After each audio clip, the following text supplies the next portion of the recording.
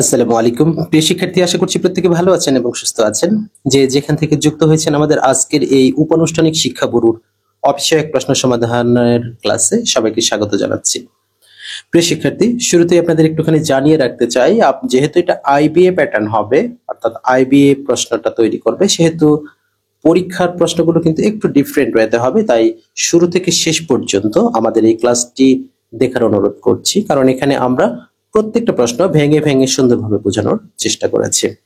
আর আপনারা যদি মনে করেন যে আমরা পড়ব, সেই উদ্দেশ্য যদি থাকে, তাহলে আমাদের কাছ থেকে একটি সাজেশন সংগ্রহ করতে পারেন। নামমাত্র মূল্যে এই সাজেশনটি আপনারা নিতে পারবেন। প্রিয় শিক্ষার্থী, তাহলে শুরু করি আমাদের আজকের উপানুষ্ঠানিক শিক্ষা গুরু অফিস সহায়কের প্রশ্ন সমাধান ক্লাস মডেল টেস্ট 5 নম্বরে। শুরুতেই যেটি রয়েছে, শহীদ বুদ্ধিজীবী দিবস কবে পালন করা হয়? এটি যদিও অয়েল নন একটি প্রশ্ন, তারপরেও গুরুত্বপূর্ণ। সঠিক উত্তর হবে 14ই ডিসেম্বর। বিগত তত্ত্বাবধায়ক সরকার কতগুলো অর্ডিন্যান্স জারি করেছিলেন, যেটা ধারা বলা হয়? তাহলে এখানে বলা হবে 122টি। পরীক্ষা খুবই নিকটবর্তী, এর সঠিক ইংরেজি অনুবাদ কোনটি হবে? পরীক্ষা খুবই নিকটবর্তী, তাহলে এটাকে আমরা করব the examination is knocking at the door. ভারতীয় উপমহাদেশে ডাক ব্যবস্থার প্রবর্তককে? ডাক ব্যবস্থা, যেটাকে আমরা পোস্ট বলি, পোস্টাল সংক্রান্ত, এই ডাক ব্যবস্থা চালু করেছিলেন শেরশাহ। তৎকালীন সময়ে ঘোড়ার মাধ্যমে ডাক ব্যবস্থা প্রচলিত ছিল। পোস্টেজ শব্দটির পারিভাষিক শব্দ কোনটি হবে? পোস্টেজ শব্দের পারিভাষিক শব্দটি হবে ডাক মাশুল। এখানে বানানটা একটু মিসিং আছে, ল হবে, ডাক মাশুল হবে সঠিক উত্তর। ইংরেজি কন্ডিশনাল থেকে রয়েছে যে if a ruby is heated, যদি রুবিকে তাপ দেওয়া হয়, it dash temporary loss its colour. তাহলে যদি তাপ দেওয়া হয় এটা বলা আছে, তার মানে যদি হবে, তাহলে it will temporary loss its colour. তাহলে এখানে উইল হবে সঠিক উত্তর। প্রধান বীজ উৎপাদনকারী সরকারি প্রতিষ্ঠান, বাংলাদেশে যেটি সরকারি প্রতিষ্ঠান রয়েছে বীজ উৎপাদনকারী, সেটাকে অনেকেই মিসিং করে ফেলি, যে আমরা বাড়ি বলবো, সরি এটা তো বাড়ি বলবো নাকি বিএডিসি বলবো, কোনটা বলবো? বাড়িটা হচ্ছে রাইস রিসার্চ, অর্থাৎ ধান সংক্রান্ত, সুতরাং এটি কিন্তু হবে না। এটিও রাইস রিসার্চ, এটিও হবে না। বিএডিসি যখন আমরা বলবো, তখন এটি হবে সঠিক উত্তর। কোন ত্রিভুজে বাহুগুলোর অনুপাত নিচের কোনটি হলে একটি সমকোণী ত্রিভুজ অঙ্কন করা সম্ভব হবে? সমকোণী ত্রিভুজের যে অনুপাতগুলো আছে আপনাদের আমি শিখিয়েছিলাম, যে সমকোণী ত্রিভুজের সর্বনিম্ন অনুপাতগুলোর অনুপাত হলো 3, 4 এবং 5। কারণ এখানে 5 কে স্কোয়ার করলে কত পাবো? 25 পাবো। এখানে 4 কে স্কোয়ার করলে 16, 3 কে স্কোয়ার করলে 9 পাবো। তার মানে 9 আর 16 যোগফল কত হবে? 25 হবে। তার মানে এটি হচ্ছে সঠিক উত্তর। এখন কথা হলো যে এই ফর্মুলাটা আমরা কেন ব্যবহার করব? কারণ আমাদের যে সমকোণী ত্রিভুজের ফর্মুলাটা আছে, অতিভুজ স্কয়ার সমান লম্বা স্কয়ার প্লাস ভূমি স্কয়ার, সেই ফর্মুলাটাই এখানে আমাদের ব্যবহার করতে হয়েছে।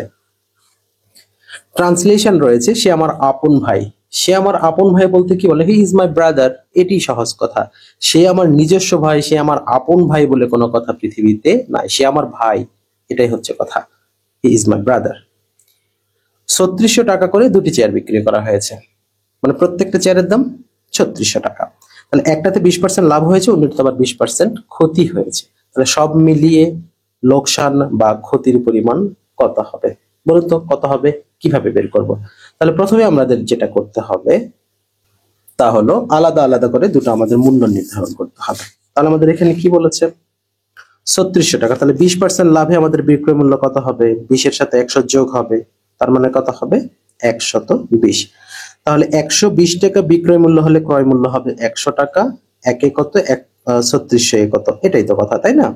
এই যে আমরা এখন সরাসরি 3600 লিখবো। তাহলে এখানে 3600 যদি লিখি, তাহলে আমরা 0 0 কেটে দিলাম, 12 দিয়ে 3600 কে কাটলে আমাদের এখানে 36 কে কাটলে কবে হবে? 300 হবে। তাহলে এই 300 আর 10 কত হবে? 3000 হবে। তাহলে যেটাতে লাভ হয়েছিল সেক্ষেত্রে আমরা কত পেলাম? 3000 পেলাম। আরেকটা কি রয়েছে?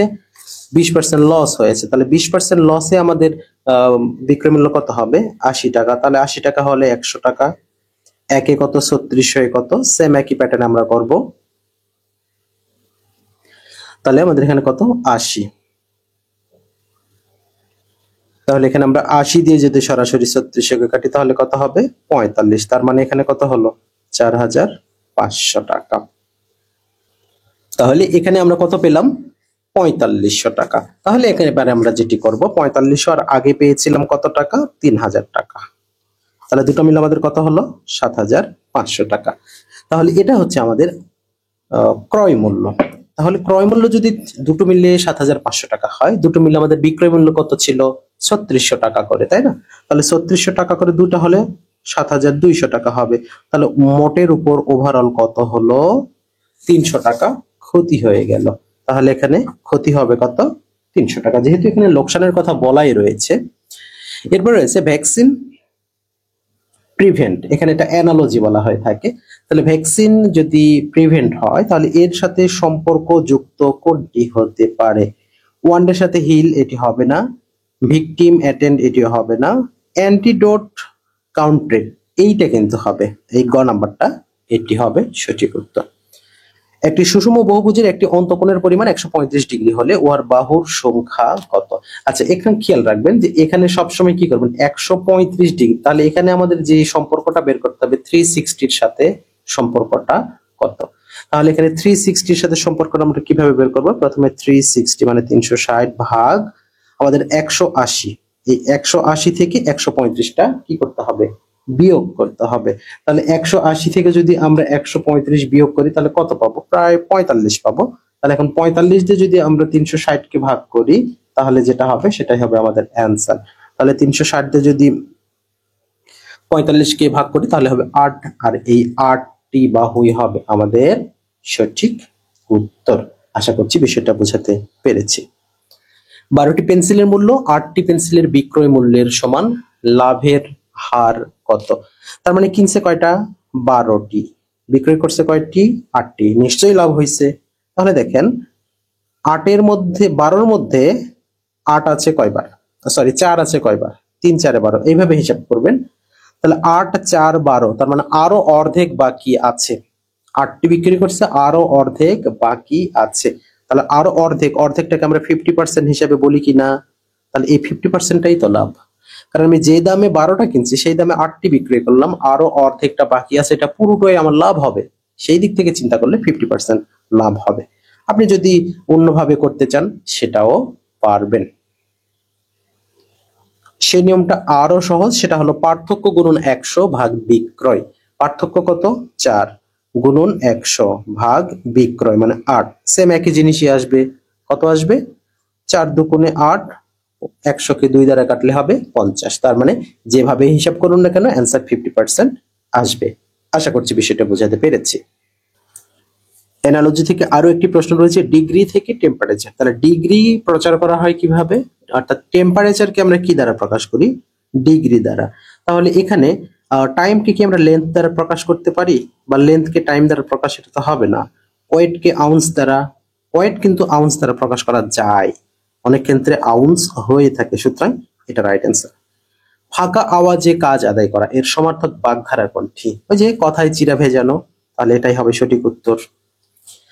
বাগধারা যুগলদের মধ্যে কোন জোড়া সর্বাধিক সমার্থক বাচক? সর্বাধিক সমার্থক বাচক যদি হয়ে থাকে প্রদত্ত অপশনগুলোর মধ্যে তাহলে হবে বকধার্মিক এবং বিড়াল তপস্বী। হাতের পাঁচ এর সঠিক অর্থ কোনটি? হাতের পাঁচ বলতে বোঝানো হয় শেষ সম্বল।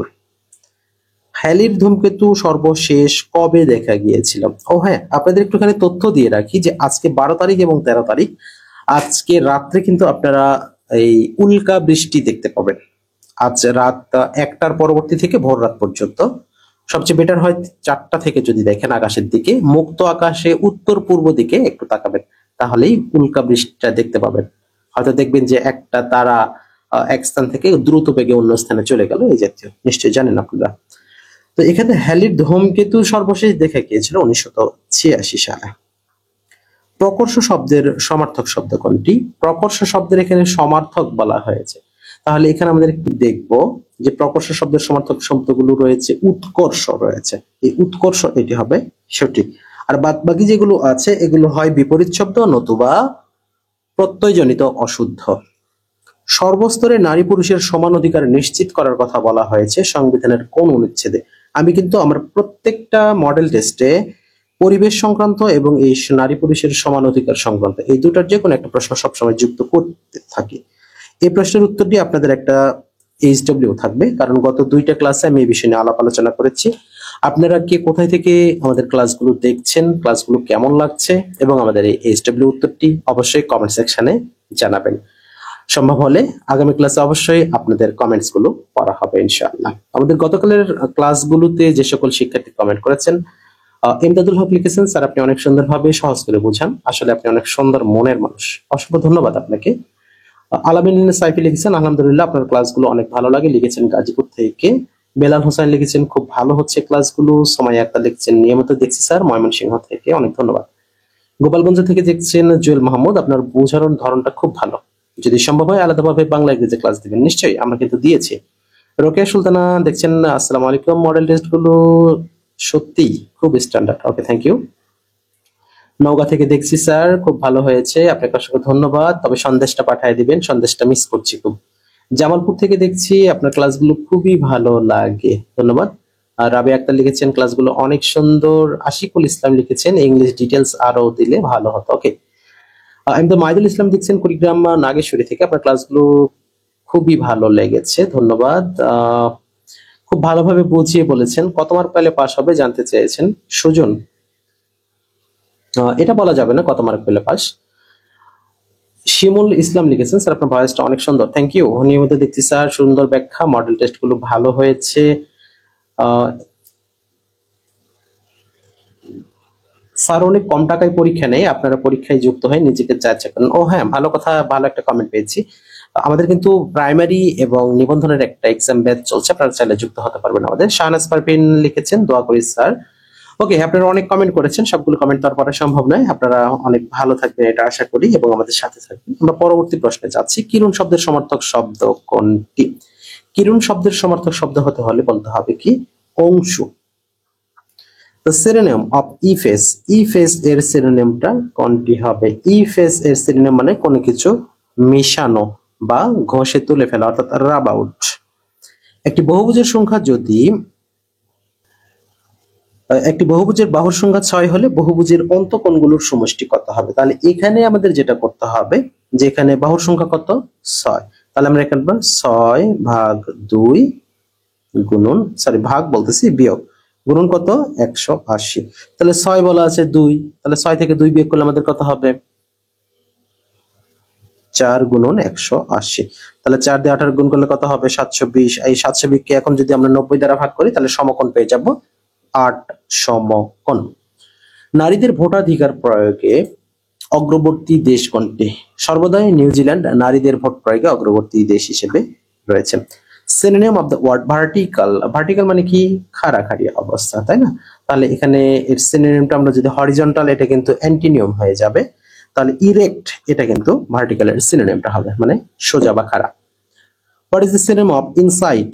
ইনসাইট এটাও সিনোনিম রয়েছে, ইনসাইট এর সিনোনিমটা হবে ইনস্টিগেট, যার অর্থ হলো প্ররোচিত করা, যে এটা করেন আপনি, এটা কাজ করেন, এরকম আমরা যাচাই বাছাই না, অনেক সময় কাউকে অনুরোধ করি বা বিভিন্নভাবে বুঝাতে থাকি, প্ররোচিত করা এটাকে বলা হয়। কোন শব্দটি রাত্রি শব্দের সমার্থক শব্দ নয়? তাহলে এখানে যামিনী, শর্বরী, রজনী তিনটাই কিন্তু রাত্রি শব্দের সমার্থক শব্দ, তাহলে নিলাম্বটা হবে না, তাহলে এটা ভুল হিসেবে সঠিক উত্তর। অ্যামপ্লিটিউড এর বাংলা পরিভাষা কোনটি? অ্যামপ্লিটিউড এর বাংলা পরিভাষাটা বলা হয় বিস্তার লাভ করা। দ্য সিনোনিম অফ অ্যাবরশিপ, তাহলে অ্যাবরশিপ এর বা অ্যাবরটিভ যেটি বলি, এর সিনোনিমটা কোনটি হবে? এর হবে যে ব্যর্থ হওয়া, অর্থাৎ কোনো কাজে ব্যর্থ হওয়া, আনসাকসেসফুল। কোন শব্দটিতে অপপ্রয়োগ ঘটেছে, একত্র এটা ঠিক রয়েছে, ফলশ্রুতি এটিও ঠিক রয়েছে, অধীনস্থ এটি ভুল, অধীনস্থ হয় না, অধীন হয়, অধীনটা হচ্ছে সঠিক, তাহলে অধীনস্থ এটা অপপ্রয়োগ। আবার এখানে নির্ভরশীলতা, এখানে এটিও কিন্তু অপপ্রয়োগ, নির্ভরশীল এটি হচ্ছে সঠিক। আপনি এই দুটার যে কোনো একটা অ্যান্সার করতে পারবেন, তবে সিরিয়ালি যেটা আগে থাকবে সেটা সবসময় অ্যান্সার করার চেষ্টা করবেন। কোনটি জিজ্ঞাসা শব্দের সমার্থক শব্দ নয়? জিজ্ঞাসা মানে কি কোনো কিছু জিজ্ঞাসা মানে তো জিজ্ঞাসা করে না, এটা আবার বিশ্লেষণ করার প্রয়োজন নেই। তাহলে এখানে শোধানো, পৌঁছা, জেরা করা এগুলো কিন্তু সমার্থক শব্দ হিসেবে ব্যবহার হবে। তবে আমরা যদি এই জিজ্ঞাসা করলে উত্তর দিয়ে দিই তাহলে এটা কিন্তু বিপরীত অবস্থানে যাবে, অর্থাৎ জবাব দেওয়া বা উত্তর দেওয়াটাই হচ্ছে জিজ্ঞাসার সমার্থক শব্দ নয়। Find the synonym of the word radiant. Radiant এর সিনোনিম বা সমার্থক করতে হবে। তো রেডিয়েন্টের সিনোনিম করতে গেলে প্রথমে আমাদের জানতে হবে রেডিয়েন্ট শব্দের অর্থটা হলো কি, আনন্দে উদ্ভাসিত। তাহলে এখানে কি আছে, সেরেনিটি আছে যার অর্থ নির্মলতা বা প্রশান্তি, ভিক্টরি আছে যার অর্থ বিজয়, কমপ্লেন্সি, কমপ্লেন্সি বলতে নিজের কাজে নিজে সন্তুষ্ট হওয়া, যেটা আত্মতৃপ্তি আমরা বলে থাকি, এবং আরেকটা রয়েছে যে কনগেট, এটা একটা ধরনের মাস। তাহলে এখানে আনন্দ উদ্ভাসিত এই ধরনের কোনো কথা কি আমরা পেলাম রেডিয়েন্টের ক্ষেত্রে? পেলাম না। তার মানে এখানে সঠিক কোনো উত্তর নেই। বাসস কি? এটি বাসস মূলত একটা সংবাদ সংস্থা, যেটাকে বলা হয় বাংলাদেশ সংবাদ সংস্থা। এটি একটি সংবাদ সংস্থার নাম। সরস শব্দের বিপরীত অর্থবোধক শব্দ কোনটি? সরস শব্দের বিপরীত অর্থবোধক শব্দটা হচ্ছে নিরস। সরস মানে রস রয়েছে, নিরস মানে রস নেই। বিশ্রী এর বিপরীতার্থক শব্দ। বিশ্রী মানে বুঝতেই পারছেন এটি কেমন বিশ্রী, তাহলে বিপরীতটা কি হবে? ভালো মন্দ এরকম সুন্দর। চপল শব্দের বিপরীতার্থক শব্দ চপল। চপল মানে আনন্দে উৎফুল্ল থাকে, চটপটে স্বভাবের, যেটাকে আমরা বর্তমানে ভাষায় বলি স্মার্ট, বাট এর বিপরীতটা হবে, অর্থাৎ সহজ করে বলবেন চপলটা হচ্ছে ছোট বাচ্চা কাচ্চারা, আর বিপরীতটা হবে সেই যে বিবাহের অনুষ্ঠানের গেট ধরার সময় গুরুগম্ভীর মনোমানসিকতা সম্পন্ন সেই সকল খালু, আঙ্কেল, দাদা, তারা হচ্ছে গম্ভীর প্রকৃতির লোক। যদি একটু ইনিয়ে বিনিয়ে বললাম, কিন্তু এটাই হলো আসল কথা। The antonym of the word smooth. তাহলে অ্যান্টোনিয়াম অর্থাৎ বিপরীত শব্দ করতে হবে। স্মুথ মানে কি? তাহলে এখানে আমরা অ্যান্সার করব স্মুথ মানে কি মসৃণ, যেটাকে বলা হয় স্মুথ মানে মসৃণ। তাহলে এর বিপরীত অর্থটা কি হবে? হার্ড যদি বলি তাহলে এখানে আমরা শক্ত বলতে পারি, রাফ মানে রুক্ষ, শার্প মানে ধারালো, আর প্লেন মানে সমান। তার মানে আমাদের এখানে অর্থগুলোর থেকে রাফ, রুক্ষ মানে মসৃণ আর রুক্ষ এই দুটো কিন্তু হচ্ছে। এরপরে রয়েছে আবারও what is the antonym of honorary. Honorary মানে কি? অবৈতনিক। তার মানে বিপরীতটা কি হবে? বৈতনিক বা বেতনভুক্ত, তার মানে স্যালারিড হবে এখানে সঠিক উত্তর। যার আগমনের কোনো তিথি নেই, যার আগমনের তিথি নেই সেটি তো অতিথি। হ্যাঁ, অতিথি। Antonym of the word urban. তাহলে আরবান মানে কি বোঝাচ্ছে? আমরা সাধারণত জেনে থাকি যে আরবান মানে কি শহরে, তার মানে এর বিপরীতটা কি হবে? ভিলেজ সংক্রান্ত কিছু হবে, তাই না? বাট এখানে আমরা আরবান মানে আরবান রুরাল এটা করতে পারবো, কিন্তু এখানে আরেকটা কথা আছে কি, যে আচ্ছা আমরা করি যে এখানে এই আরবান কথাটাই আবার কি হয় যে সুসভ্য এই অর্থটাও বহন করে, সেদিক থেকে আবার অ্যান্টোনিমটা কি হবে? আনকট, অর্থাৎ অসভ্য, অশ্রাব্য। দুটোই কিন্তু অ্যান্সার এখানে করা যাবে। সাধারণত আমরা রুরাল অ্যান্সারটাই গ্রহণ করে থাকি, কিন্তু যেহেতু দুটোই রয়েছে এই দুটো যে কোনো একটা করলে হবে। এই অর্থটা কি বহন করে? শহুরেও আবার শহুরে একটা, আর সুসভ্য এটাও বহন করে। এরপর রয়েছে কি দ্য অ্যান্টোনিম অফ বেলিটল। বিলিটিল মানে বিলিটিলের আমাদের কি করতে হবে? বিলিটিলের এখানে গ্লোরিফাইটা করবে এখানে অ্যান্টোনিম। কেন আমরা এখানে করলাম? বিলিটিল বলতে কি? কোনো কিছুকে তুচ্ছ বা তাচ্ছিল্য করা মানে ছোট করে দেখা। আর গ্লোরিফাই মানে খ্যাত, বিখ্যাত, সুখ্যাত, মহিমান্বিত বিভিন্ন অর্থ বহন করে। সেক্ষেত্রে এখানে আমরা কি করলাম যে বিলিটিলকে আমরা অ্যান্টোনিম হিসেবে নিলাম কি? গ্লোরিফাই। তিনি চোখে দেখেন না, কোন কারক হবে? তিনি চোখে দেখেন না, এখানে উপাদান আছে কিনা এটা খুঁজবেন। তিনি তো চোখের দ্বারাই দেখে, তার মানে চোখ একটা উপাদান হিসেবে কাজ করছে বা উপকরণ হিসেবে কাজ করছে। উপকরণ থাকলে করণ কারক। আয়ু যেন পদ্ম পাতার নীড়, এখানে পদ্ম পাতায় কোন কারকে কোন বিভক্তি হবে? আয়ু যেন পদ্ম পাতায় নীড়, তাহলে স্থান কাল পাত্র উপস্থিত আছে কিনা? এই যে পদ্ম পাতায়, তাহলে অধিকরণ কারক, স্থান বোঝাচ্ছে। যে বহু বিষয় জানে তাকে এক কথায় কি বলা হয়? যে বহু বিষয় জানে তাকে বলা হয় বহুদর্শী। চক্রের প্রান্তভাগকে এক কথায় কি বলা হয়? চক্রের প্রান্তভাগকে বলা হয় চক্রধারা। আবক্ষ জলে নেমে স্নান, আবক্ষ জল নেমে স্নান করাকে বলা হয় অবগাহন বা অবাগহন। অবগাহনটাই সহজে বলা যায়। কোনো বছরে একটি গ্রামের লোক সংখ্যা 15% বৃদ্ধি পেয়েছে। বছর শেষে জনসংখ্যা যদি 6,900 হয়, তাহলে শুরুতে লোক সংখ্যা কত ছিল? দেখুন এইটা কিভাবে করবেন, একেবারে সহজ ওয়েতে যেভাবে করবেন, যে প্রত্যেকটার 15% বের করে তার সাথে যোগ করবেন। যদি 6,900 হয় তাহলে সেটি রাইট অ্যান্সার। তাহলে এখানে আমরা যেহেতু 6,900 আছে, আমরা উপরের 6,900 বাদ দিয়ে 6,000কে আমরা কি ধরছি, রাউন্ড ফিগার ধরে নিচ্ছি। তাহলে 6,000-এর 15% 900 হয় কিনা? নিশ্চয়ই হয়। তাহলে এই 6,000টাই অ্যান্সার। যদি 6,000-এর না হতো 6,300, 500 করতাম। এখন এই 6,000টা কেন নিলাম? যেহেতু এখানে 6,900 আছে, উপরের 900 বাদ দেওয়ার কারণে 6,000 রাউন্ড ফিগার হচ্ছে। এই কারণে আমরা প্রথমেই 6,000টা নিয়ে নিলাম। তাহলে আমরা অ্যান্সারটাও পেয়ে গেলাম। সুতরাং এটি হবে রাইট অ্যান্সার। একটি বিশ্ববিদ্যালয়ের 80% শিক্ষার্থী ছাত্রাবাসে অবস্থান করে। ছাত্রাবাসের সৌভাগ্যবান 60% একক কক্ষ পায়। যদি সৌভাগ্যবান শিক্ষার্থীর সংখ্যা 1200 হয়, তাহলে মোট শিক্ষার্থী কত? ভালো করে খেয়াল করবেন। 80% ছাত্রাবাসে থাকে, তাহলে ছাত্রাবাসের সৌভাগ্যবান 60% একক কক্ষ পায়। তাহলে এই 60%-এর সমস্যা কত? এই 60% মানে কি? 1200। সেটা কোনটার? এই 80%-এর। তাহলে এখানে আমাকে দুই ভাবে কিন্তু অ্যান্সারটা বের করতে হবে, যে 80%-এর 60% সমান কত? 1200। তাহলে সেক্ষেত্রে আমাকে অ্যান্সার বের করতে হবে 100%-এর। তাহলে এখন ক্যালকুলেশন কিভাবে করব? ক্যালকুলেশন আমাদের চেয়েছে কি? মোট শিক্ষার্থী। আচ্ছা বলুন, মোট শিক্ষার্থীর পরিমাণ আমরা জানি কিনা? নিশ্চয়ই জানি না। তাহলে মোট শিক্ষার্থীকে আমরা এক্স জন ধরতে পারি? নিশ্চয়ই পারি। এবারে আমাদের দেখতে হবে যে ছাত্রাবাসে অবস্থান করে কত? 80%।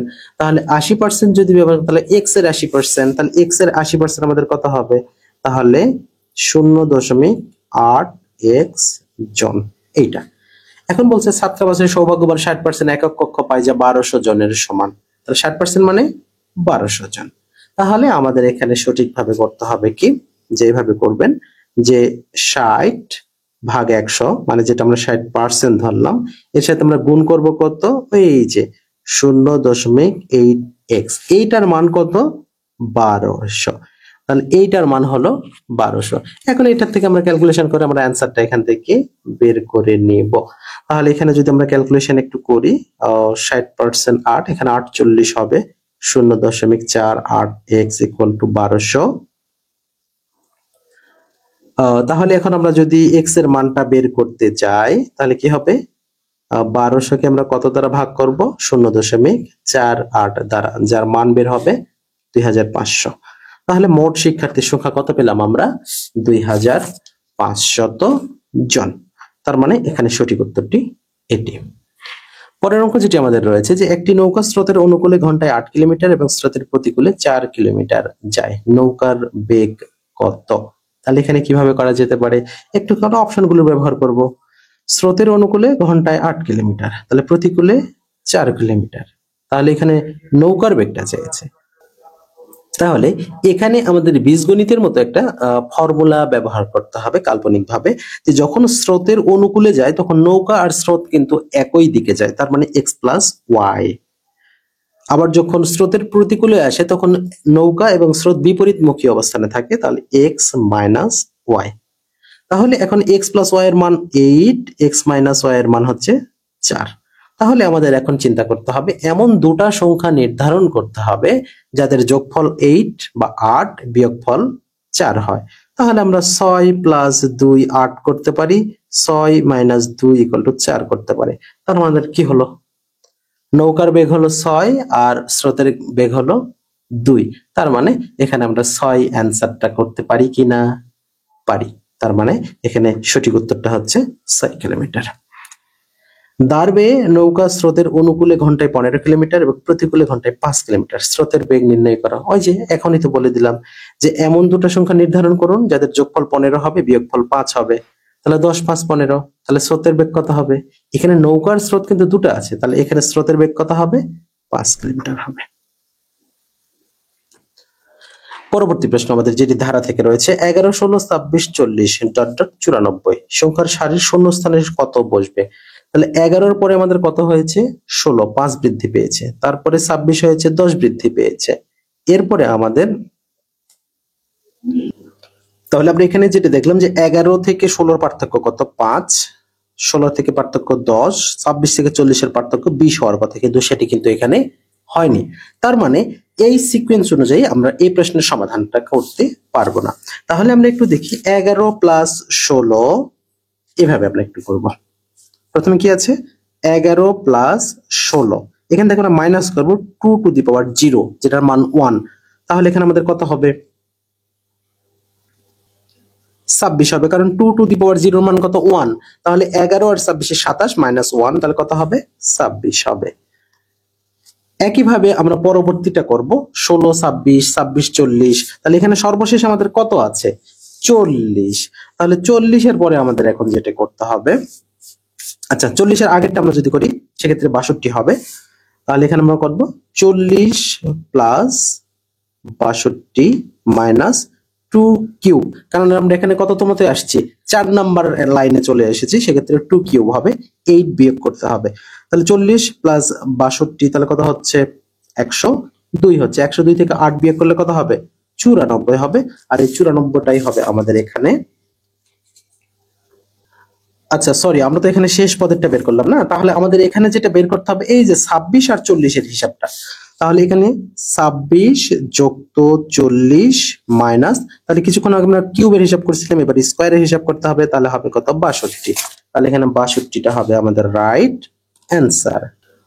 পরবর্তী যেটি রয়েছে 2 4 3 7 4 10 5 ধারাটির দশম পদ কত হবে। তাহলে কোন প্রথমে দেখতে হবে কতটা পদ আছে, 1 2 3 4 5 6 7, তার মানে 7টা রয়েছে, তাহলে আরো 3টা আমাদের বের করতে হবে।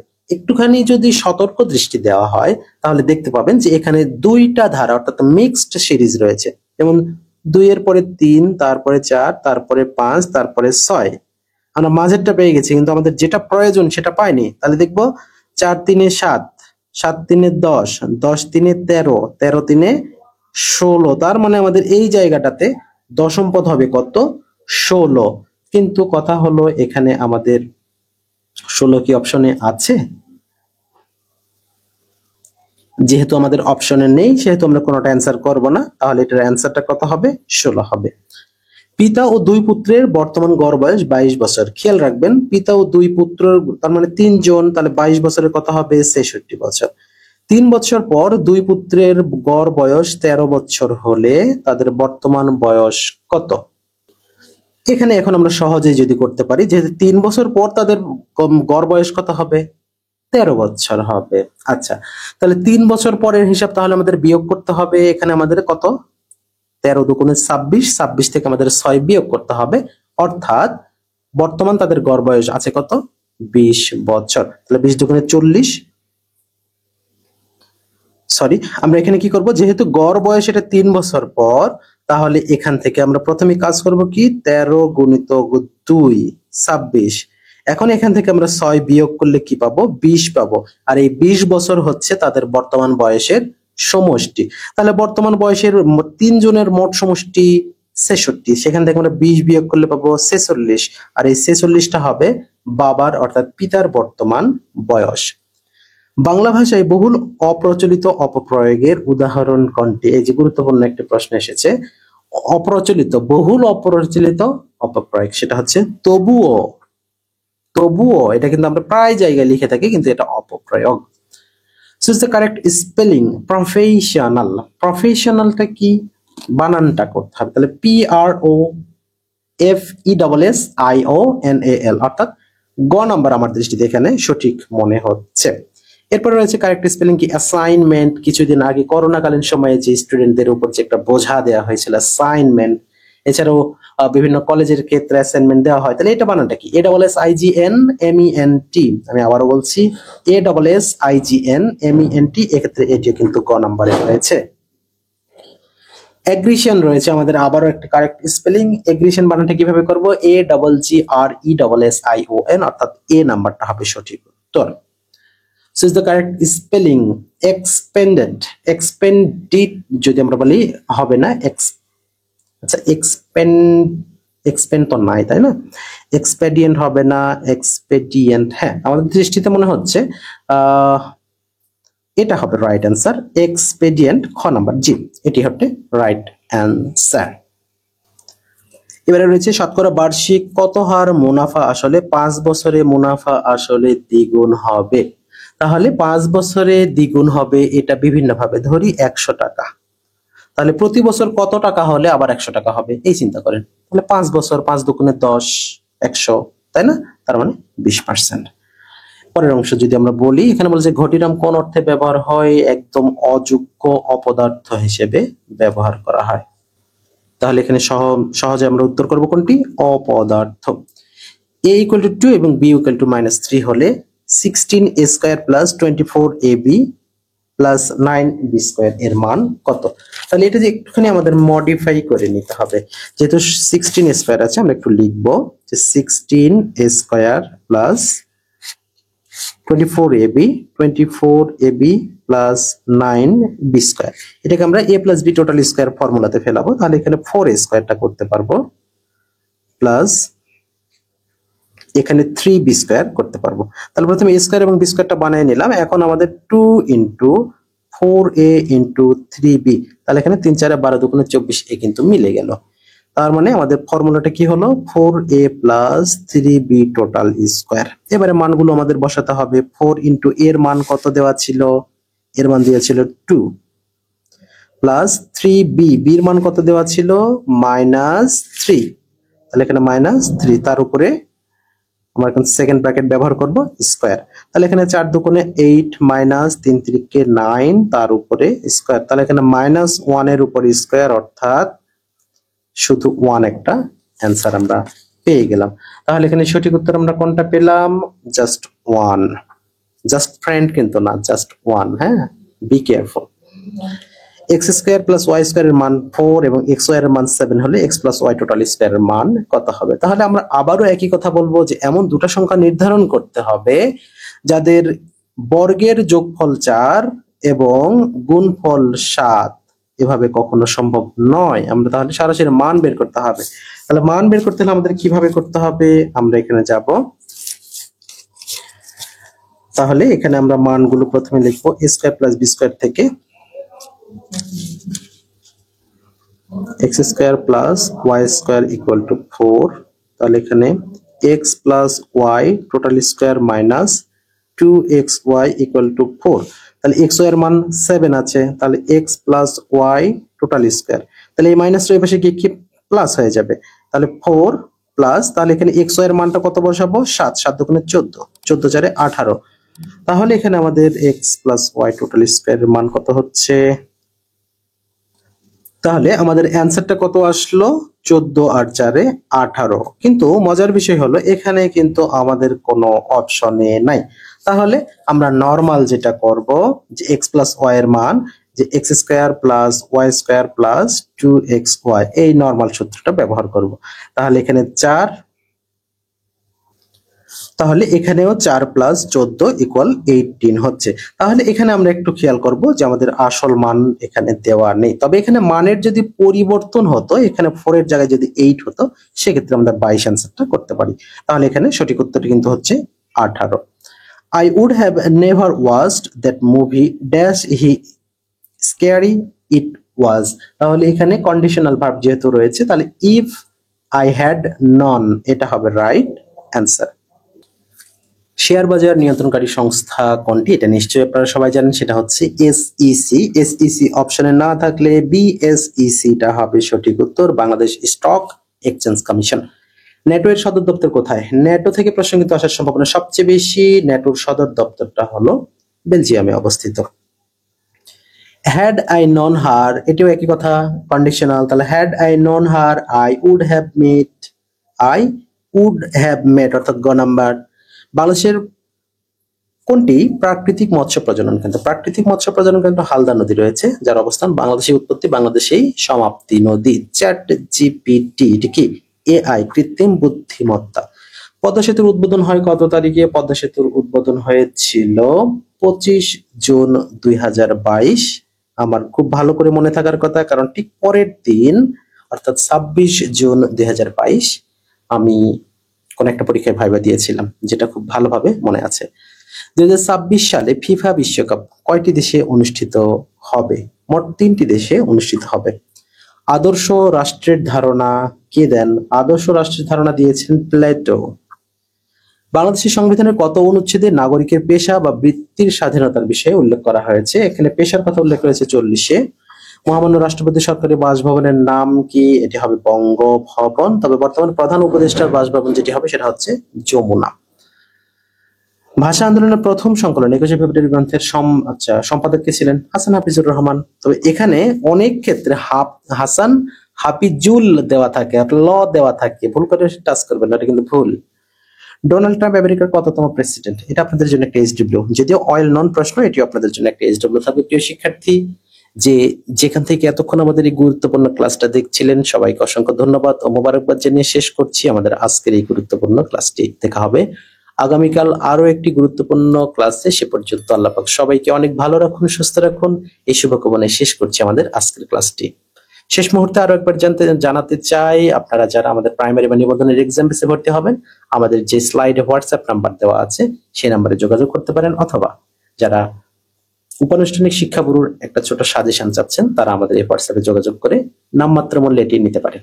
সবাই ভালো থাকুন, সুস্থ থাকুন, আল্লাহ হাফেজ।